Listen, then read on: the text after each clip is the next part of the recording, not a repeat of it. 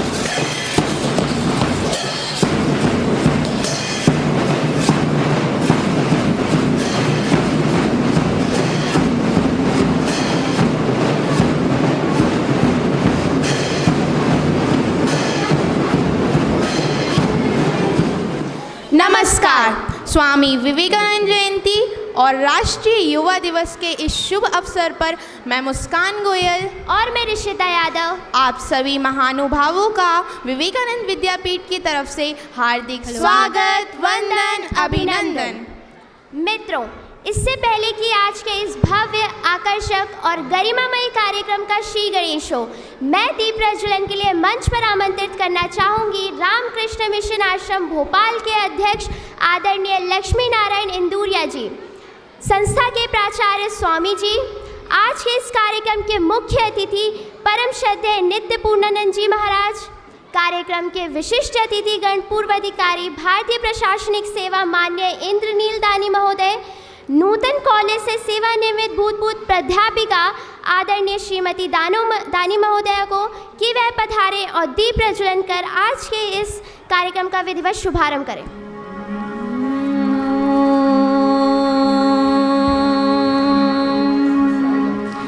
गजाननं भूतगणाधिसेवितं कपितजम्बूफलसारभक्षणम् उमासुतं शोकविनाशकारकं नमामि विघ्नेश्वरपादपङ्कजं, नमामि विघ्नेश्वरपादपङ्कजम्।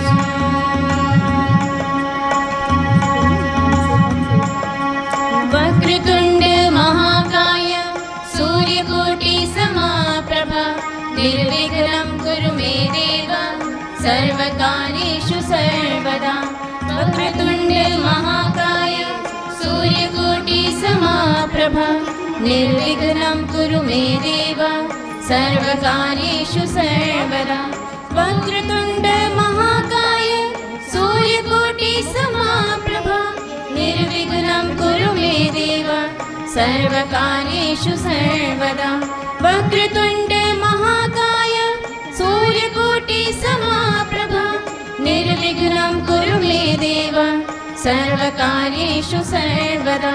वक्रतुण्ड महाकाय सूर्यकोटिसमप्रभा निर्विघ्नं कुरु मे देव सर्वकार्येषु सर्वदा।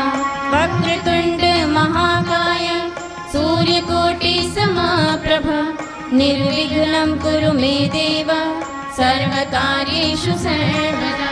वक्रतुण्ड महाकाय सूर्यकोटिसमप्रभा निर्विघ्नं कुरु मे देव सर्वकार्येषु सर्वदा। वक्रतुण्ड महाकाय सूर्यकोटिसमप्रभा निर्विघ्नं कुरु मे देव सर्वकार्येषु। अनुरोध करती हूँ कि वह रामकृष्ण मिशन भोपाल के अध्यक्ष श्रीमन लक्ष्मी नारायण इंदुरिया जी का पुष्पगुच्छ से स्वागत करें।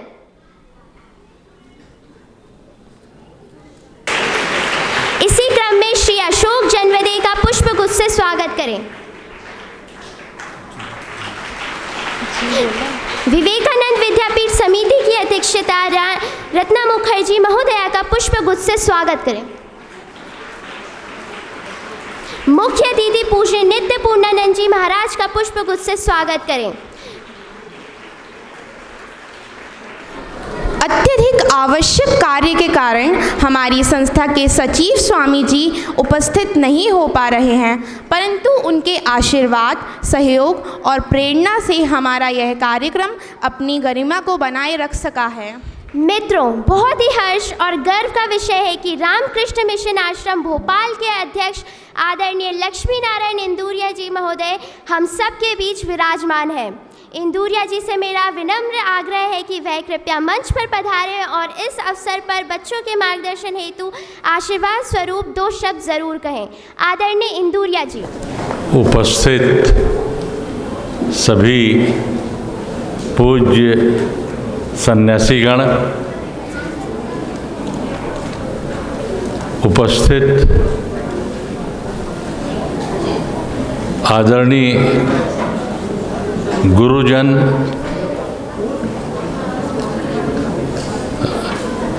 रामकृष्ण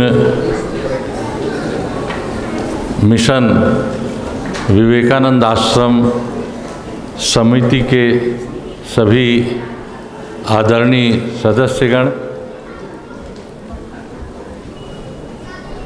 प्यारे बच्चों और सभी उपस्थित माननीय अतिथिगण, आज कार्यवश हमारे सचिव महाराज हमारे बीच उपस्थित नहीं हैं और उनकी अनुपस्थिति में हम इस कार्यक्रम का संचालन कर रहे हैं। आज स्वामी विवेकानंद जी का जन्मदिन, जिसे हम राष्ट्रीय युवा दिवस के रूप में मनाते हैं,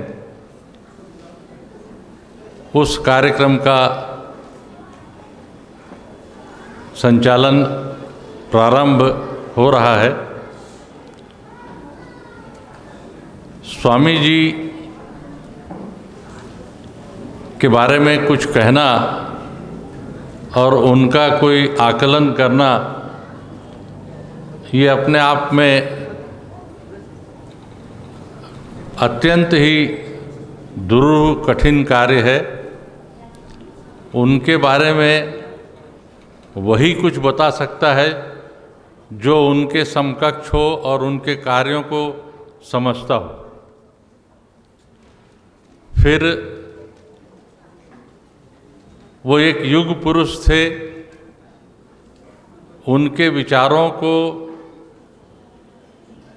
पूरे विश्व में उन विचारों पर चिंतन हो रहा है और खासकर भारतवर्ष में और भारतवर्ष के युवकों के लिए उनके विचार अत्यंत अमूल्य हैं। स्वामी विवेकानंद का जन्म ऐसे काल में हुआ था जब भारतवर्ष एक विषम परिस्थिति से गुजर रहा था। सैकड़ों वर्षों की गुलामी, गरीबों की दुर्दशा,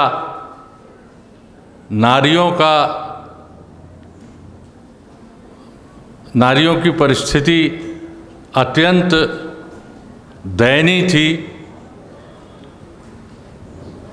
हमारे शिक्षित युवा वर्ग भी दिशाहीन थे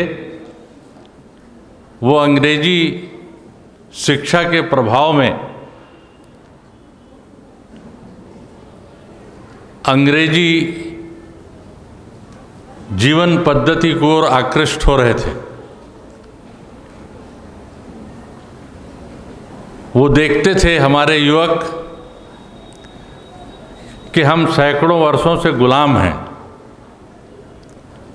हमारा धर्म, हमारी संस्कृति, हमारी जीवन पद्धति सब व्यर्थ है और यही शायद कारण है जिसके कारण हम एक दुर्बल समाज, देश के रूप में आज दुनिया में हैं और सैकड़ों वर्षों की गुलामी झेल रहे हैं।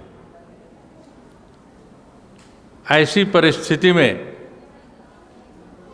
भगवान श्री रामकृष्ण देव और स्वामी विवेकानंद का आगमन होता है। स्वामी जी ने जो संदेश भारत को और दुनिया को दिया, जिससे भारतवर्ष जागृत हुआ, जिससे विश्व मानव को एक नई दिशा मिली चिंतन की,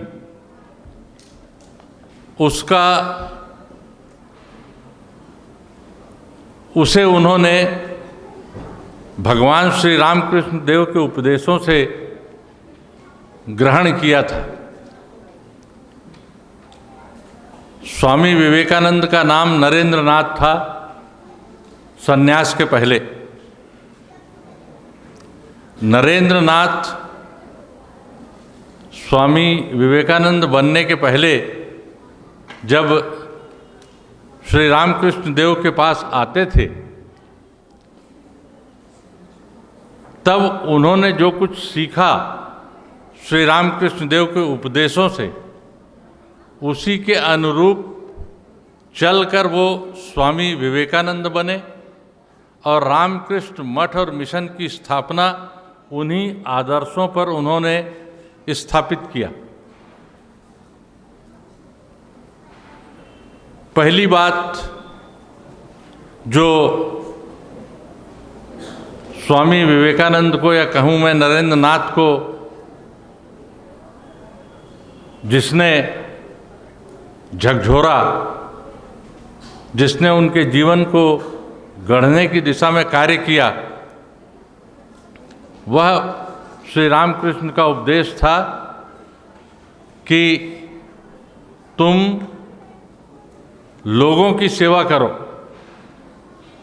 जब उन्होंने श्री रामकृष्ण देव से समाधि लाभ की बात की, ईश्वर लाभ की बात की, तब श्री रामकृष्ण देव ने उनसे कहा कि बेटा तू गलत बात कर रहा है। छी छी नरेंद्र, मैं ऐसा नहीं समझता था कि तू ऐसा सोचेगा। अरे अपने कल्याण से अधिक महान वह कार्य है जो दूसरों की सेवा में बीत जाए। मैं तो समझता था कि तू वट वृक्ष के समान बनेगा, जिसके नीचे लाखों लाख नर नारी शांति का लाभ करेंगे, उठाएंगे, लेकिन तू अपने स्वार्थ के लिए चिंतित है। ये पहला उपदेश उन्होंने, स्वामी विवेकानंद ने या नरेंद्र नाथ ने ग्रहण किया भगवान श्री रामकृष्ण देव से कि दूसरों की सेवा सर्वोपरि है। उसी प्रकार एक दिन रामकृष्ण देव कुछ बोल रहे थे, बोलते बोलते वैष्णव धर्म के बारे में बोल रहे थे। बोलते बोलते उन्होंने कहा कि नामे रुचि, नाम में रुचि, वैष्णव की, भक्त की नामे रुचि और जीवे दया। उन्होंने एक वाक्य जीवे दया, ये कहा। दया कहते कहते रामकृष्ण परमहंस देव दया शब्द का उच्चारण पूरी तरह नहीं कर पाए और वो समाधि में चले गए। और बाद में समाधि से जब उनका मन उतरा तब उन्होंने कहा, दया तू तो तुच्छ जीव है, तू क्या जीवों पर दया करेगा। जीवों की सेवा, मनुष्य की सेवा, ईश्वर के रूप में मनुष्य की सेवा, दया करके सेवा नहीं कि मैं किसी को रोटी खिला रहा हूँ, मैं किसी को कंबल बांट रहा हूँ तो कोई दया कर रहा हूँ, ये भाव नहीं। ईश्वर का रूप समझ के कि वही ईश्वर इस गरीब के रूप में, इस दीन दुखी के रूप में मेरे सामने उपस्थित है और मैं कंबल के द्वारा, दवाई के द्वारा, अन्न के द्वारा उसकी सेवा कर रहा हूँ, उसकी पूजा कर रहा हूँ। ये दूसरा दृष्टिकोण स्वामी विवेकानंद ने, नरेंद्र नाथ ने रामकृष्ण परमहंस से लिया। और तीसरी बात कमोबेश उसी प्रकार है कि एक बार ठाकुर ने, रामकृष्ण देव ने कहा कि मैं, बेटा जो धर्म है वो भूखे पेट धर्म नहीं सचता। आदमी जब तक भूखा है तब तक उसको धर्म का उपदेश देना सही नहीं है। ये समाज, ये देश, ये दुनिया जब तक भूखी है तब तक धर्म उसके लिए उतना मुफीक नहीं है। इन सिद्धांतों को लेकर स्वामी जी का जीवन गठित होता है और इन्हीं सिद्धांतों को लेकर वे स्वामी विवेकानंद के रूप में अमेरिका जाते हैं और इस गुलाम देश, गरीब देश, जिसको सब हे की दृष्टि से देखते थे, छोटे छोटे देशों ने हमको गुलाम बना के रखा था, इंग्लैंड हो, पुर्तगाल हो और भी दूसरे देश जो थे वो हमारे ऊपर शासन कर रहे थे और करोड़ों जनता इस देश की एक मूक पशु के समान उनके शासन को स्वीकार किए हुए थी। इस देश का स्वाभिमान डूब गया था। उस स्वाभिमान को जागृत करने के लिए स्वामी जी ने, वो पहले भारतीय थे इस युग के, आधुनिक युग के, जिन्होंने इस देश के स्वाभिमान को जागृत किया और इस देश को उठाया, एक निद्रा से उठाया। उन्होंने अमेरिका में सिद्ध कर दिया कि भारतवर्ष की सभ्यता, भारतवर्ष की संस्कृति, उसकी मेघा अपूर्व है। उसका मुकाबला अभी संसार नहीं कर सकता। ये अमेरिका ने स्वामी विवेकानंद के सामने नतमस्तक होकर उस महानता को स्वीकार किया, जिसके कारण भारत पूरी दुनिया में उठा। ये मृत देश जागृत हुआ और जब अमेरिका से यहाँ आते हैं तब कोलंबो से अल्मोड़ा तक स्वामी जी अपने वाणी से इस देश को जागृत करते हैं। ये गुलाम देश, सोया हुआ देश, बिखरा हुआ देश, उस देश को वो जागृत करते हैं अपनी वाणी से और देश जागृत होता है। उसके बाद आते हैं हमारे स्वतंत्रता संग्राम सेनानी, हमारे दूसरे नेतागण, चाहे वो महात्मा गांधी जी हों, बाल गंगाधर तिलक हों, सुभाष चंद्र बोस हों, हमारे सारे बड़े बड़े जो नेता हैं वो आते हैं और सभी ने अपनी कृतज्ञता स्वामी विवेकानंद के प्रति व्यक्त की है। चाहे गांधी हों, सुभाष हों, नेहरू हों, बाल गंगाधर तिलक हो, कोई भी हो, सभी ने उनको महान कहा और प्रेरणादायक बताया। महात्मा गांधी, जिन्हें हम राष्ट्रपिता कहते हैं, उन्होंने कहा कि स्वामी विवेकानंद को पढ़ने के बाद देश के प्रति मेरा जो प्रेम है वो 1000 गुना बढ़ गया। ऐसी प्रेरणा महात्मा गांधी को स्वामी जी के वाणी से प्राप्त हुई कि उनका देश प्रेम 1000 गुना बढ़ गया। पूरे भारत को उन्होंने जागृत किया। भारत उनका चिर ऋणी है और रहेगा। छोटे बच्चों को उनके संबंध में कुछ कहना, मैं अपने आप को उसके लिए सक्षम नहीं पा रहा हूँ, लेकिन इतना मेरा विश्वास है कि उनकी कृपा हमारे छोटे बच्चों पर, हमारे नौजवानों पर होगी और निश्चित ही हम उनके बताए हुए मार्ग पर चलने का प्रयास करेंगे और देश जो आज काफ़ी आगे बढ़ गया है उसको और हम आगे ले जाएंगे। मैं अधिक समय आप लोगों का नहीं लूँगा। इन्हीं शब्दों के साथ कि हम आज उनके जन्मदिन पर, इस राष्ट्रीय युवा दिवस के शुभ अवसर पर उनसे प्रेरणा प्राप्त करें, देश को और ऊंचाई में, महानता में ले जाएं। इन्हीं शब्दों के साथ, और आप लोगों ने जो मुझे 2 शब्द कहने का अवसर दिया, जो मैं अतिक्रमण करके बहुत ज़्यादा समय ले लिया, उसके लिए मैं क्षमा प्रार्थी हूँ। धन्यवाद। जय हिंद। धन्यवाद महोदय। निश्चित ही आपके बताए हुए पथ का अनुसरण कर हम अपने उज्जवल भविष्य का निर्माण कर सकते हैं। राह में मुश्किल होगी 1000, राह में मुश्किल होगी 1000, तुम 2 कदम बढ़ाओ तो सही, हो जाएगा हर सपना साकार, हो जाएगा हर सपना साकार। तुम चलो तो सही, तुम चलो तो सही। मुश्किल है पर इतना भी नहीं, मुश्किल है पर इतना भी नहीं, कि तू कर ना सके। दूर है मंजिल लेकिन इतनी भी नहीं, दूर है मंजिल लेकिन इतनी भी नहीं, कि तू पा ना सके। तुम चलो तो सही, तुम चलो तो सही।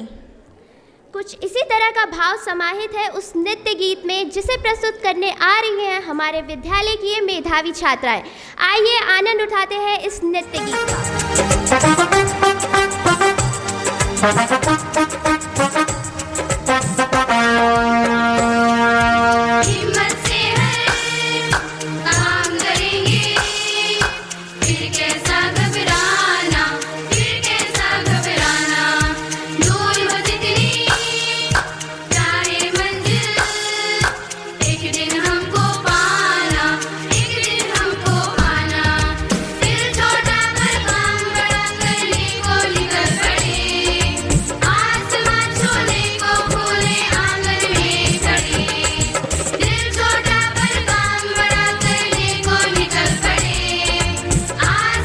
छोड़े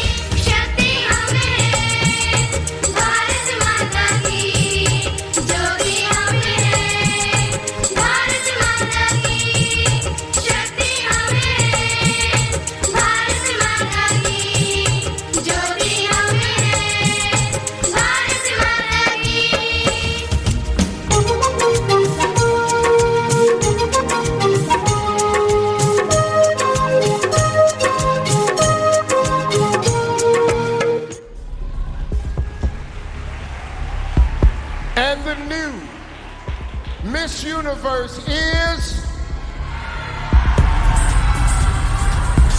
India.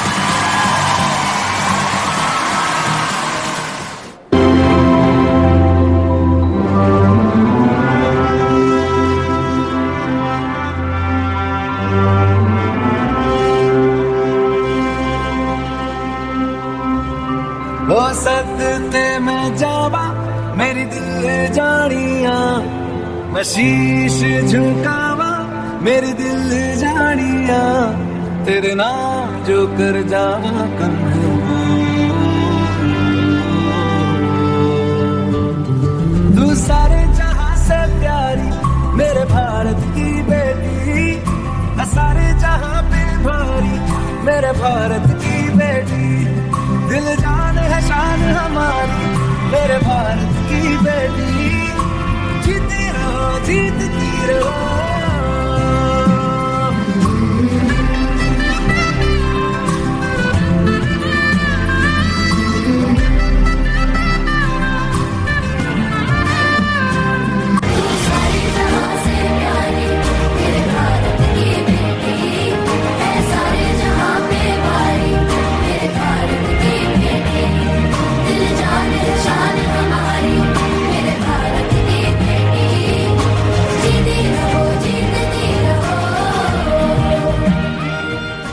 गौरवान्वित हूँ उस महान व्यक्तित्व को आमंत्रित करने के लिए जो कि हमारे आज के इस कार्यक्रम के मुख्य अतिथि भी हैं।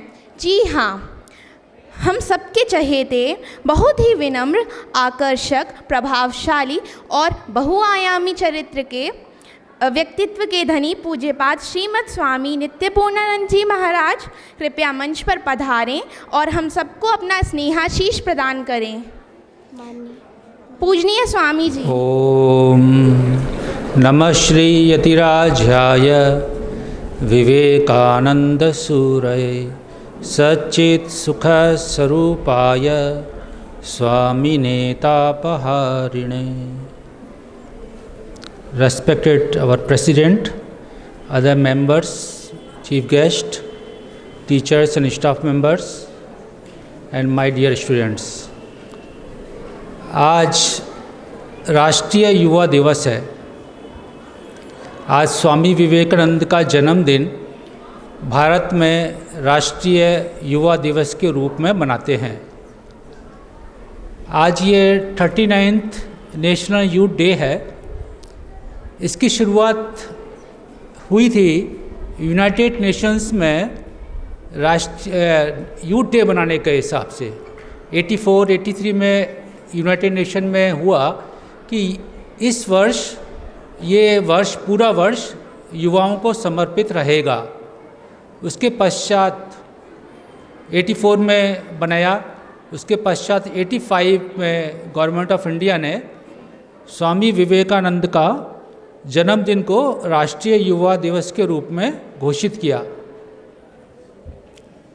जब कैबिनेट में विचार हो रहा था कि राष्ट्रीय युवा दिवस बनाना है, किस रूप में और किस डेट पे मनाया जाए, तो जैसा स्वाभाविक है स्वामी विवेकानंद जो चिर युवा रहे हैं उनके डेट के ऊपर युवा दिवस बनाने का गवर्नमेंट ऑफ इंडिया ने संकल्प किया। प्रश्न ये था कि स्वामी विवेकानंद के ऊपर क्यों, तो उसका ये आंसर रहा कैबिनेट में कि स्वामी विवेकानंद के जो विचार हैं वो सबके लिए, युवाओं के लिए और जो वृद्ध हैं एज में फिजिकली, उनके लिए विचार उनको युवा प्रेरणादायक हैं। इस संबंध को लेकर आज का दिन हम बना रहे हैं और विभिन्न देशों में विभिन्न जगह हो रहा है, आश्रम में हो रहा है, और वैसे ही आपके विवेकानंद विद्यापीठ, इसमें भी बहुत सुंदर आपने प्रोग्राम आयोजित किया है। राष्ट्रीय युवा दिवस में हमको आमंत्रित किया है, मैं उसके लिए धन्यवाद करता हूं। और मैं जैसा कि बोलता हूं, आपका यहाँ फंक्शन में आना मुझे अच्छा लगता है। बहुत ही सुंदर तरीके से किया जाता है कार्य, उसके लिए प्रिंसिपल महाराज को भी और टीचर्स को भी हम धन्यवाद देते हैं।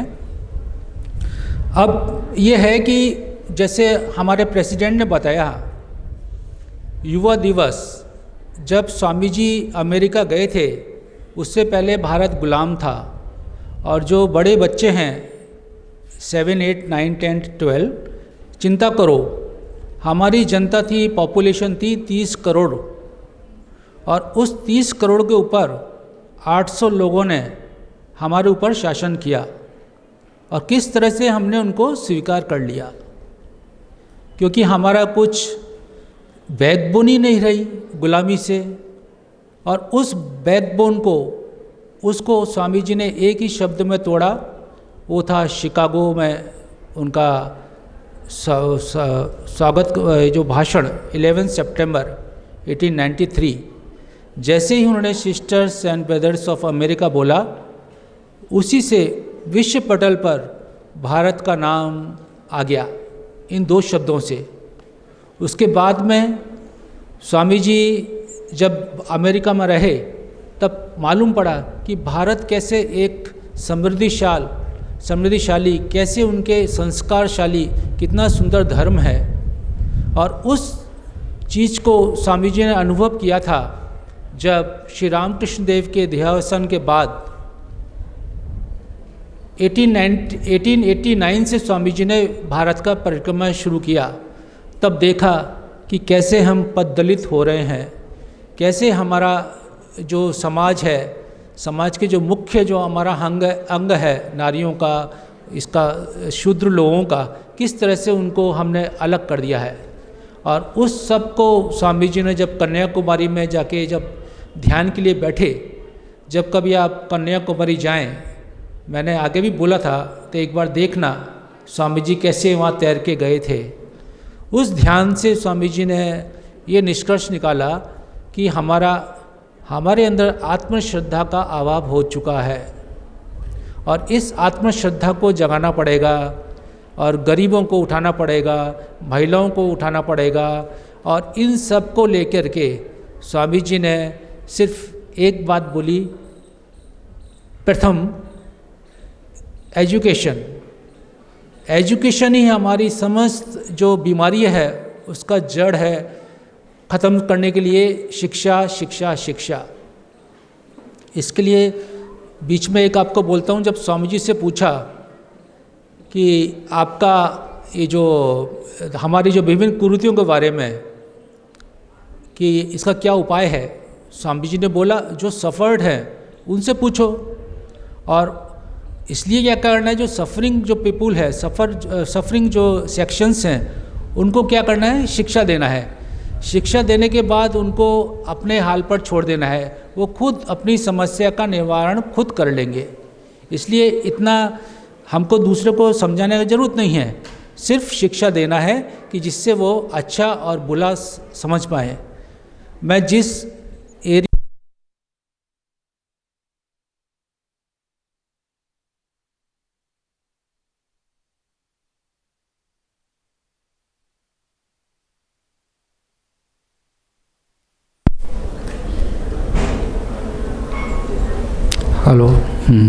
मैं शिक्षा का प्रभाव मैंने खुद ने अपने आँखों के सामने देखा। मैं जहाँ से आया, आप जानते हैं मैं नॉर्थ ईस्ट अरुणाचल स्पेशली, वहाँ पर अभी 3rd जनरेशन पढ़ रहा है। कैसे जब 71-66 में पहला स्कूल खुला था, कैसे एक सिर दर्द के लिए, एक सामान्य उसके लिए वो जादू टोना करके वो अपना बीमारी दूर करते थे। और आज वही शिक्षा के प्रभाव से वो जानते हैं कि हमारा कुछ प्रॉब्लम होने से हमको प्राइमरी हेल्थ सेंटर जाना है। तो ये शिक्षा का है। अभी विशेष रूप से आप सब विद्यार्थी हैं, छात्र हैं, तो मेरा जो बोलने का होगा छात्रों के लिए ही है। इसमें स्वाभाविक रूप से टीचर्स हमारे गाइडेंस हैं आप लोगों के लिए।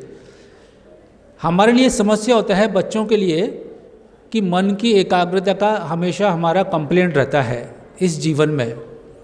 वैसे ये कोई प्रॉब्लम है नहीं, मन तो हमारा एकाग्र रहता है, लेकिन आपको ये चिंता करना है, ये देखना है कि आपको एकाग्रता किस पर डालनी है। मन तो एकाग्र है, जैसे टॉर्च लाइट आपके पास आपने देखा होगा, उसका व्यवहार भी देखा होगा कि उसका फोकस आपको जहाँ करना है वहीं वो हो जाएगा। तो मन की एकाग्रता करने के लिए आपको फोकस देना पड़ेगा और उसका कोई शॉर्टकट नहीं है। आपको अपना जिस तरह से आपने इस प्रोग्राम को बनाने के लिए इतना सुंदर जो प्रस्तुति हुआ अभी पहला, इसको आपको सबको अच्छा लगा, मुझे भी अच्छा लगा। इसके पीछे कारण क्या है? एकाग्रता। एकाग्रता से, निष्ठा से जब आपने किया तब आपको उत्साह मिला, आनंद हुआ। तो हमारी एकाग्रता बढ़ने के लिए हमको खुद को ही, हमको मन को तैयार करना पड़ेगा। ये स्वामी विवेकानंद का, उनका जीवन का संदेश था। और स्वामी विवेकानंद खुद बोले थे, यदि मुझे दोबारा पढ़ने का मौका मिले तो मैं एकाग्रता का बढ़ाऊँगा। हमको कलेक्शन नहीं करना है। यदि कलेक्शन करना होता तो लाइब्रेरी तो सबसे इंटेलिजेंट होती है। हमको मन की एकाग्रता बढ़ाने के लिए स्वयं अपने को हो तैयार करना पड़ेगा। दूसरा कोई उपाय नहीं, दूसरा कोई रास्ता नहीं। गीता में भी यही बोलते हैं, अभ्यास अभ्यास अभ्यास। और इसका एक उदाहरण देता हूँ एकाग्रता का। स्वामी जी जब अमेरिका में थे, स्वामी जी सुबह शाम के समय थोड़ा वॉकिंग करते थे, तो उन्होंने देखा कि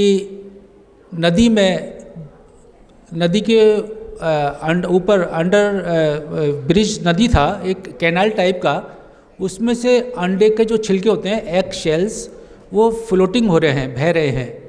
और उसमें से कुछ बच्चे लोग उस पर निशाना लगा रहे हैं। चलते पानी के अंदर एग शेल के ऊपर निशाना लगाना अभ्यास कर रहे हैं, और एक शौक भी है अमेरिका लोगों का, लेकिन वो उनका निशाना लग नहीं रहा था।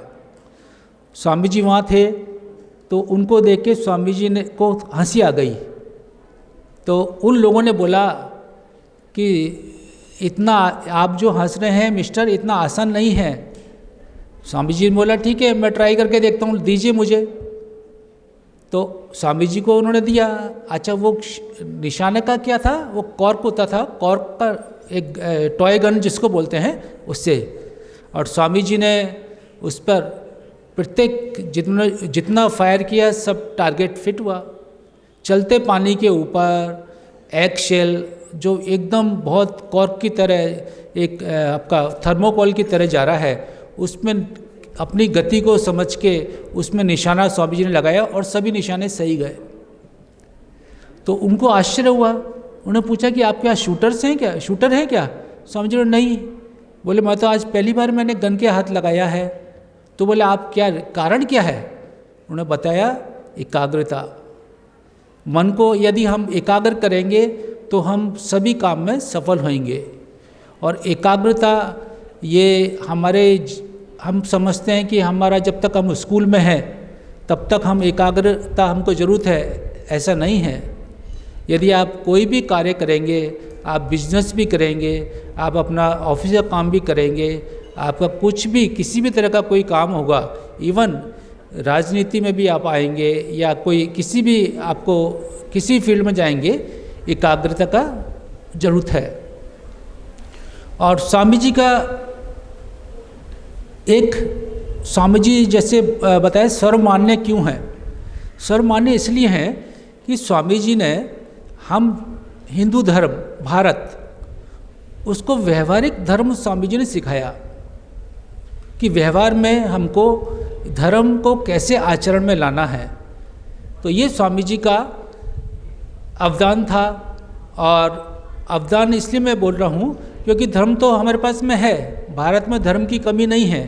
स्वामी जी ने अमेरिका में ये बोला था कि हमको धर्म सिखाने के लिए आपको आने का ज़रूरत नहीं है, धर्म हमारे पास है। और हमारा एक किसान भी आपको धर्म के बारे में अपने फिलॉसफी बता सकता है। जैसे आपके यहाँ आपका किसान एक पॉलिटिशियन राजनीति बताता है, हमारा प्रत्येक व्यक्ति अपना धर्म बता सकता है आसानी से। हमको धर्म की आवश्यकता नहीं है भारत में।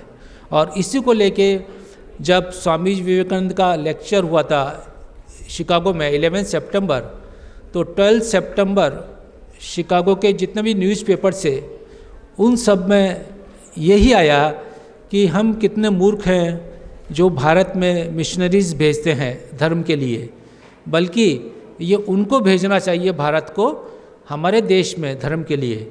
और आज का मतलब 100 साल पहले हमारे रामकृष्ण मिशन की तरफ से हमारे बहुत सेंटर्स हैं और वहाँ धर्म की आवश्यकता, आध्यात्मिकता की आवश्यकता है।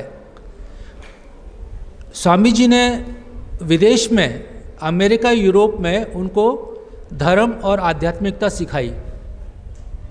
सिर्फ धर्म और आध्यात्मिकता, भारत में तो नहीं सिखाया।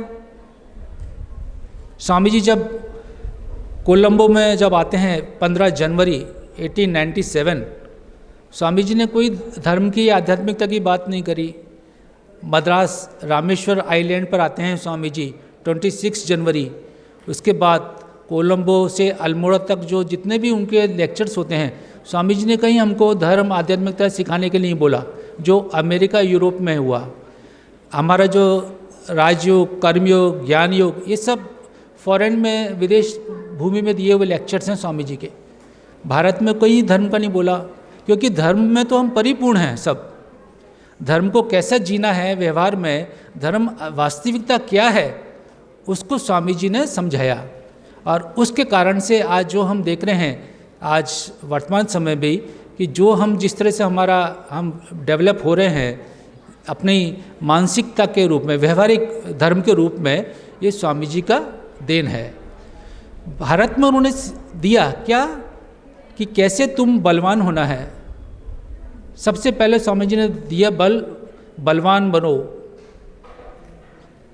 फुटबॉल खेलो, गीता, अपने को बलवान बनाओ, चरित्रवान बनाओ। उसके बाद में आप लोग आज़ादी आपको फिर मिलेगी। धर्म करने से आज़ादी नहीं मिलेगा। और उसके साथ में स्वामी जी ने बोला कि अपने जो जितने भी जो देवता हैं तुम्हारे, उन सबको 50 साल के लिए सुला दो। एकमात्र भारत माता तुम्हारी देवता होनी चाहिए। और उसका प्रभाव, जैसे हमारे प्रेसिडेंट इंदौर जी ने बताया, उस समय के जितने भी क्रांतिकारी थे सब ने स्वामी विवेकानंद को पढ़ा, सभी इंस्पायर्ड हुए और सिर्फ भारत माता का ध्यान करो, सिर्फ भारत माता का। उसके बाद हमको ये आज़ादी मिली। आज़ादी मिलने के बाद में जिस तरह से हमारा रामकृष्ण मिशन और दूसरा जो जितना था एजुकेशन और हेल्थ पर ध्यान दिया, तो आज हम इस एजुकेशन और हेल्थ के कारण से सभी जो हमारा जो भारत में इस चीज़ को जगाया, सभी संस्थाओं द्वारा, सभी लोगों द्वारा किया। और आज हम विश्व में हमारे जो स्टूडेंट्स हैं, बड़े होके विश्व में जो काम कर रहे हैं, वो सब इसी का देन है। शिक्षा और स्वास्थ्य, इन सब को लेकर स्वामी जी को हम बोल सकते हैं कि स्वामी जी चिर युवा हैं, चिर युवा रहेंगे। मैं आप सबको आज के दिन सिर्फ यही संक्षिप्त में बोलता हूँ, आप छात्र हैं, अपने को बलवान बनाओ, स्वस्थ रखो। किसी एम को लेते हैं तो एम को लेने से पहले अपनी क्षमता देखनी चाहिए कि हम किस चीज़ में एक्सेल कर सकते हैं, किस चीज़ में कौन सा हमारी रुचि है। आप रुचि को पहचानो, किसी का कॉपी मत करो। सुभाष चंद्र बोस ने जब वो 9 में पढ़ते थे, तभी उन्होंने बोला था कि मैं किसी की कार्बन कॉपी नहीं हूँ। और भगवान बुद्ध ने भी बोला है कि हम जीवन में फेल क्यों होते हैं। जीवन में फेल इसलिए होते हैं कि हम दूसरे का क्वेश्चन पेपर सॉल्व करने जाते हैं, क्योंकि हमारे लिए अलग क्वेश्चन पेपर है। तो हमको देखना है कि हमारा जीवन का, हमारी क्षमता देखो, हमारा इंटरेस्ट देखो, उसमें हमको आगे बढ़ना है। इसलिए आज इस युवा दिवस में आप प्रेरणा लीजिए कि आप इस स्वामी विवेकानंद के इन वचनों से अपने को प्रेरित करें और अपने जीवन को जहाँ भी आप जिस फील्ड में जाएं सफल करें, सम्मानीय हो। और हमारे अंदर जो सद्गुणों हैं उनको लेकर के हम आगे बढ़ें। और अल्टीमेटली जो स्वामी जी ने बताया कि व्हाट इज़ गॉड, भगवान क्या है,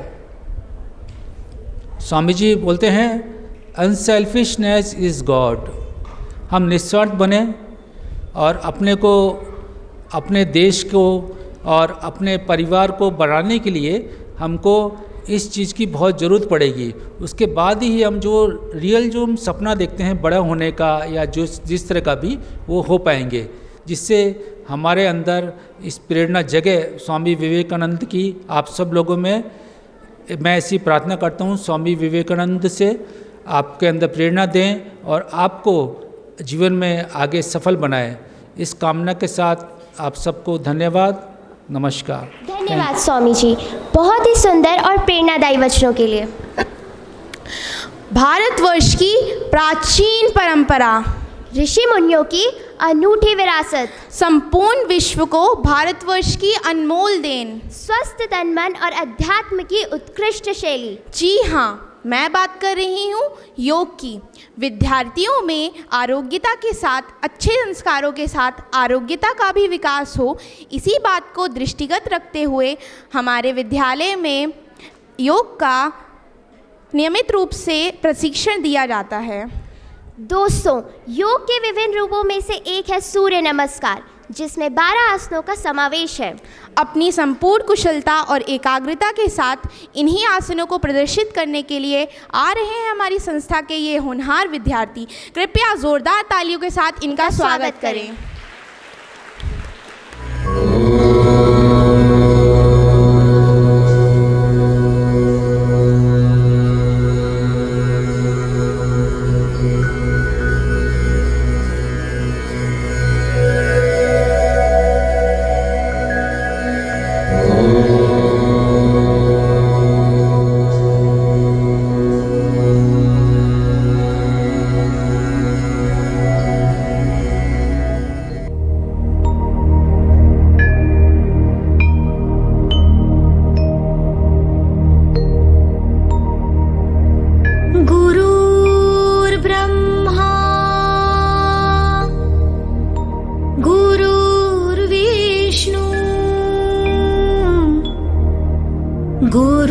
गुरुर्देवो महेश्वरा,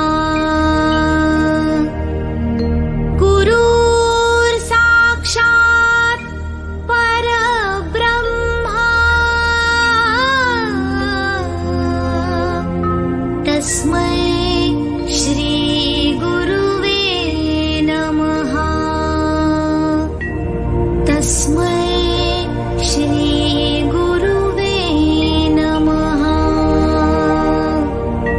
तस्मै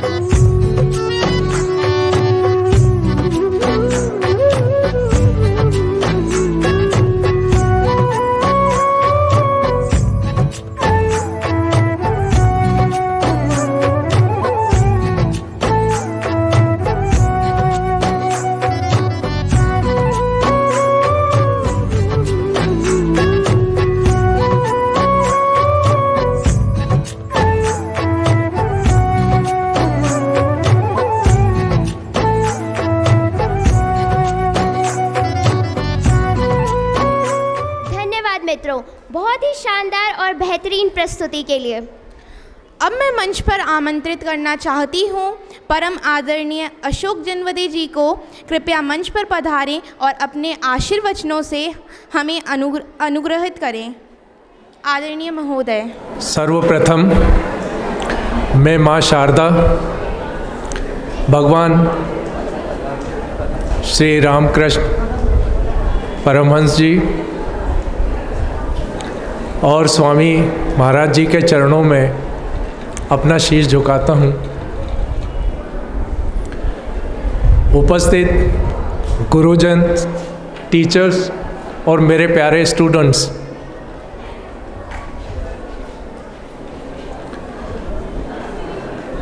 इतनी सुंदर प्रस्तुति हमारे स्टूडेंट्स ने अभी हमारे सामने प्रस्तुत की है। मैं सभी स्टूडेंट्स को और उनको ट्रेनिंग देने वाले टीचर्स को मेरा साधुवाद। हमने आज जो हम लोग उपस्थित हुए हैं स्वामी जी महाराज के जन्म दिवस पर, पूरा राष्ट्र आज युवा दिवस मना रहा है। स्वामी जी के संबंध में इतनी सारी बातें कही गई हैं, इतनी कम है वो कि उनको समझना, उनको भाषणों से या किताबों में उतार कर समझाना आसान नहीं है। मेरे प्यारे मित्रों, मैं अपने आप को एक बहुत भाग्यशाली व्यक्ति समझता हूँ, उसी प्रकार आपको भी, क्योंकि आप रामकृष्ण मिशन की स्कूल में अध्ययन कर रहे हैं, जिससे हमें स्वाभाविक रूप से ही स्वामी जी के जीवन से रूबरू होना पड़ा है। मैं कई ऐसे लोगों को, स्टूडेंट को जानता हूँ जिन्होंने नाम तो सुना है स्वामी जी का, पर उनके जीवन के बारे में बहुत कम जानते हैं वो लोग।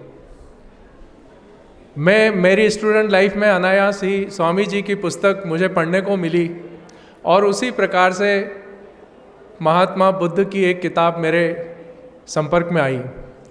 मैं सोचता हूँ कि ये डेस्टिनी होती है कि एक छोटी सी उम्र में ये इनकी जीवनी मुझे पढ़ने को मिली और उसने मुझे पूरे जीवन भर तक मेरा पीछा किया। स्वामी जी मेरे आदर्श पुरुष हैं और मैं आज सबके सामने ये बता दूं कि मैं जहाँ तक भी पहुँचा हूँ अपनी जीवन में, केवल स्वामी जी के चेहरे को मेरे आँखों के सामने सोते जागते वो सामने प्रकट होता है, स्वामी जी का चेहरा मेरे सामने। अब आप कहेंगे कि मैंने क्या उपलब्धि हासिल की अपने जीवन में, तो मैं आप सबके लिए कुछ बातें कहना चाहता हूँ। और ये है कि कोई यदि स्टूडेंट ये समझे कि उसका परिवार, उसके माता पिता गरीब हैं, उसको प्रॉपर जो फैसिलिटीज़ देना चाहिए उनके माँ बाप नहीं दे पा रहे हैं गरीबी के कारण, इसलिए वो बहुत अच्छे नंबर नहीं ला पा रहे हैं, आगे नहीं बढ़ पा रहे हैं, वो कंपटीशन नहीं कर पा रहे हैं। तो फ्रेंड्स, मैं आपको बताऊं कि मेरे माता पिता मजदूर थे, हम लोगों के पास अपना खुद का घर नहीं था, लेकिन मैंने अपने बचपन से नौकरी की, काम किया, लेबर की। मैंने MBBS किया है, मैं मेडिकल डॉक्टर हूँ। उसके बाद मैंने PhD पास करके मैं डिप्टी कलेक्टर बना और मध्य प्रदेश शासन के बहुत कई महत्वपूर्ण पदों पर मैं रहा। तो मैं अपने गरीब स्टूडेंट्स, हमारे दोस्त जो छोटे छोटे बच्चे बैठे हैं, यदि उनके साथ में ऐसी परिस्थितियां हैं तो वो इस बात को इस रूप में न लें कि हम गरीब हैं या हमारे पास सुविधाएं नहीं है, इसलिए मैं पढ़ नहीं पा रही हूँ या पढ़ नहीं पा रहा हूँ। अब हम इस बात पे आते हैं कि स्वामी जी नरेंद्र नाथ से विवेकानंद कैसे बने। उनका कहना था कि आप सभी की जो स्थिति है अभी, वो नरेंद्र नाथ की स्थिति है। कैसे विवेकानंद बना जाए? तो हमने उनके जीवन से एक बात सीखी। एक तो वो अपने गुरु के संपर्क में आए, और हमने यदि ये देखा होगा कि जब भी उनका कोई फोटो, उनकी कोई छवि जब भी किसी फोटो में या कहीं पे भी प्रकट की जाती है तो वो ध्यान की मुद्रा में होती है। इसका मतलब ये है कि जो ध्यान है, जो मेडिटेशन है, वो ज़रूर कुछ ना कुछ हम में ऐसे बदलाव लाता है जिससे कि एक साधारण व्यक्ति, एक साधारण स्टूडेंट एक विवेकानंद बनता है। आज भी ठाकुर जी जैसे गुरु विद्यमान हैं नरेंद्र नाथ को विवेकानंद बनाने के लिए, लेकिन हमें उन्हें अप्रोच तो करना पड़ेगा। तो दोस्तों, ऐसे साधना में और मेडिटेशन में क्या है, तो मैं आपको कुछ टिप्स देता हूँ, क्योंकि मैं आपको बताऊँ कि मैंने बचपन से ट्यूशन ली हैं, मैं कोचिंग क्लासेस भी चलाता रहा हूँ, मुझे विद्यार्थियों से बहुत प्रेम है, और मैं महाराज जी से, जो इस स्कूल के प्रिंसिपल भी हैं, उनसे आज इस मंच के द्वारा एक रिक्वेस्ट भी करूँगा कि महीने में मुझे एक बार स्कूल आने का मौका दें। मैं सभी स्टूडेंट से क्रमशः रूबरू होऊंगा और उनसे चर्चा करूंगा, उनके करियर की बात करूंगा, उनके विकास की बात करूंगा, क्योंकि जिस रास्ते से मैं गुजरा हूं तो मैं जानता हूं उस रास्ते से मैं कैसे गुजरा हूं, यहाँ तक मैं कैसे पहुँचा हूं। तो जो भी हमारे संत हैं, एक तो मैं ये बात बताऊं कि हम भाग्यशाली इस रूप में भी हैं कि हमने भारतवर्ष में जन्म लिया है। कैसे? हम बचपन से जब छोटे होते हैं तो हम देखते हैं कि हमारे माता पिता, हमारे घर के बड़े बुजुर्ग मंदिर में आँख मूंद कर भगवान के सामने प्रार्थना करते हुए हम देखते हैं, उन्हें अगरबत्ती जलाते हुए देखते हैं, पूजा करते हुए देखते हैं। ये हमारे हिंदुस्तान के हर घर में होता है, विरले घर होंगे जिसमें ऐसा नहीं होता होगा। हम वो स्टूडेंट हैं, हम वो लोग हैं, हमने बचपन से हमारे माँ बाप को, हमारे बड़े बुजुर्ग को हाथ जोड़कर, आंखें मूंझकर प्रार्थना करते देखा है। ये विदेशों में ऐसा कहीं नहीं होता है। विदेशों में ऐसा कहीं नहीं होता है कि सुबह उठते से ही कोई अपने माँ बाप को इस अवस्था में, प्रार्थना की अवस्था में देखे। तो अध्यात्म, जिसमें हम हमारे देश को विश्व गुरु कहते हैं, हमें अध्यात्म बचपन से कैसे मिला है देखिए आप, कि हम भी धीरे धीरे उसको फॉलो करते हैं और अपने आप ही एक हायरार्की के रूप में हम में वो बात आती है जो अध्यात्म है। मैं दानी साहब का, मिसेस दानी साहब का स्वागत करता हूं। आप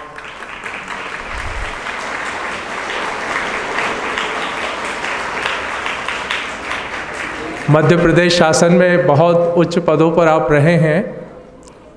आप बोलना चाहेंगे? आपका वेलकम करना चाहेंगे? आप ही करिए इसको।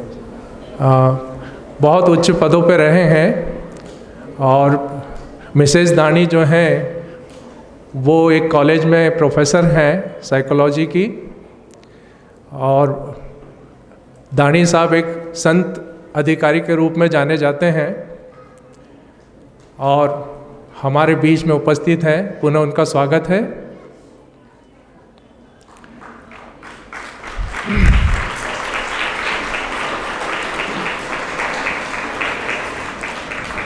मैं अभी आपको मेडिटेशन यानी साधना के संबंध में कह रहा था कि जिस भी व्यक्ति ने अपने जीवन में साधना को, मेडिटेशन को एक जीवन का हिस्सा बनाया है, आप निश्चित रूप से यदि आप ऑब्जर्व कर सकें किसी को, तो आपको डिफरेंस नज़र आएगा उस व्यक्ति में जो साधना करता है। यदि वो बचपन से कर रहा है, यदि कम उम्र से कर रहा है, तो उसकी पर्सनालिटी में, उसके जो अचीवमेंट है उसमें और जो स्वामी जी ने अभी महाराज जी ने कंसंट्रेशन की एकाग्रता की बात कही है, उसमें जो फोकस करने की ताकत होती है जिस भी स्टूडेंट में या किसी व्यक्ति में, आप जब उसके बैकग्राउंड में जाएंगे तो आप देखेंगे कि वो एक साधक रहा है, वो किसी ना किसी रूप में कोई साधना करता है। जब हम मेडिटेशन में होते हैं तो मैं जो आपको बात बताने जा रहा था कि मेडिटेशन करना मतलब क्या, तो हमारे जो संत पुरुष हैं, जो हमारे गुरुजन हैं, उन्होंने जो बात कही, और यदि हमने उनको अपना आदर्श या गुरु मानकर उनकी बातों को फॉलो करने की कोशिश की और आप साधना में बैठे, तो वो संत पुरुष, वो गुरु आपको साधना के वक्त आपकी मदद करते हैं। इस बात को फिर से गौर से सुने कि शरीर के मर जाने से हमारी आत्मा नहीं मरती है, हमारा व्यक्तित्व नहीं खत्म होता है। हमारे जो गुरुजन हैं, हमारे जो संत पुरुष हैं, वो इस नॉन फिजिकल वर्ल्ड में अभी भी हैं। जब हम उनका आह्वान करते हैं, हम प्रार्थना करते हैं, तो वो हमारी मदद करते हैं। इसीलिए जब हम साधना में बैठते हैं तो हमें उनसे मदद मिलती है, और यही स्वामी विवेकानंद जी ने किया। वो साधना में बैठते थे और वो ईश्वर से मांगते थे। क्या मांगते थे? देखिए कितना डिफरेंस है स्वामी विवेकानंद जी और एक दूसरे युग पुरुष में या योगी में, कि उन्होंने केवल साधना की बात नहीं की, आपको योगी बनने की, ईश्वर को प्राप्त करने की बात नहीं की। उन्होंने समाज के हर तबके के लिए, चाहे वो स्टूडेंट्स हों, यूथ हों, वो गरीब व्यक्ति हो, वो महिला हो, या समाज के वो वर्ग हो जो बहुत ही उत्पीड़ित है, ऐसे सबके लिए सोचा उन्होंने कि इनका वेलफेयर किस प्रकार से हो। उनका सोच दूसरे युग पुरुषों से बिल्कुल डिफरेंट था। इसीलिए स्वामी विवेकानंद जी जो इतने कम शरीर छोड़कर चले गए, मुझे लगता है कि यदि वो जीवित और कुछ समय होते तो पता नहीं वो किस प्रकार का एक युग परिवर्तन लाते। तो हमारे आदर्श विवेकानंद जी हैं। हम बहुत लकी हैं कि हमें एक ऐसे युग पुरुष मिले हैं। मेरा आपसे बहुत रिक्वेस्ट है कि स्वामी जी के व्यक्तित्व को, उनकी आभा को, उनके चेहरे को अपने मन मस्तिष्क में लाकर ध्यान कीजिए।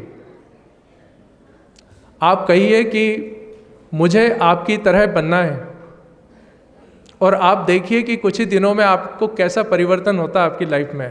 ये मैं अपने खुद के अनुभव से आपको बता रहा हूँ।